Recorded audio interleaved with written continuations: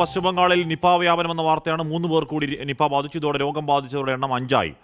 ആർച്ചന് വിവരങ്ങൾ വെച്ചിരുന്നു. അച്യുതന് നിപ എത്രത്തോളം മാരകമാണെന്നും അതിന്റെ ഭീകരാവസ്ഥ എന്താണെന്ന് നമുക്ക് നന്നായി അറിയാവുന്നവരാണ്. അപ്പോൾ ഇത് ആശങ്കപ്പെടേണ്ട സാഹചര്യം നിലവിൽ ബംഗാളിലുണ്ടോ അച്യുതൻ?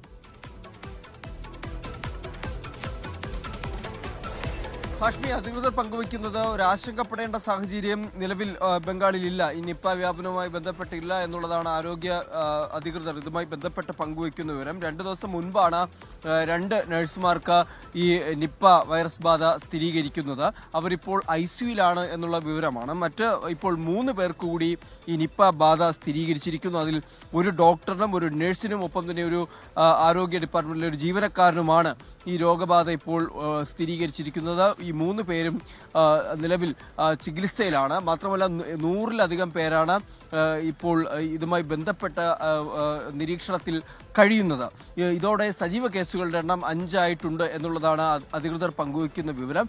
നിലവിൽ ആശങ്കപ്പെടേണ്ട സാഹചര്യങ്ങളില്ല. എല്ലാം സാഹചര്യം നിരീക്ഷിച്ചു വരികയാണ് എന്നുള്ളതാണ് സംസ്ഥാനത്തെ ആരോഗ്യ വകുപ്പ് ഇതുമായി ബന്ധപ്പെട്ട് അറിയിക്കുന്നത്. ഒപ്പം കേന്ദ്ര ആരോഗ്യ മന്ത്രാലയം ബംഗാളിലെ നിപ്പ വ്യാപനവുമായി ബന്ധപ്പെട്ട കാര്യങ്ങൾ മോണിറ്റർ ചെയ്യുന്നുണ്ട് എന്നുള്ള വിവരം കൂടി ഈ ഘട്ടത്തിൽ ലഭിക്കുന്നു. ഹാഷ്മി, ഓക്കെ. അച്യുതനാണ് ആ വാർത്തയുടെ വിവരങ്ങൾ നൽകിയത്. ലോകത്തെവിടെയായാലും ഏത് സമയത്തും 24 വാർത്തകളും ഓഗ്മെന്റഡ് റിയാലിറ്റി പാക്കേജുകളും എക്സ്പ്ലെയിനറുകളും വിശദമായി കാണാൻ ഞങ്ങളുടെ YouTube ചാനൽ നിങ്ങൾക്ക് സബ്സ്ക്രൈബ് ചെയ്യാം.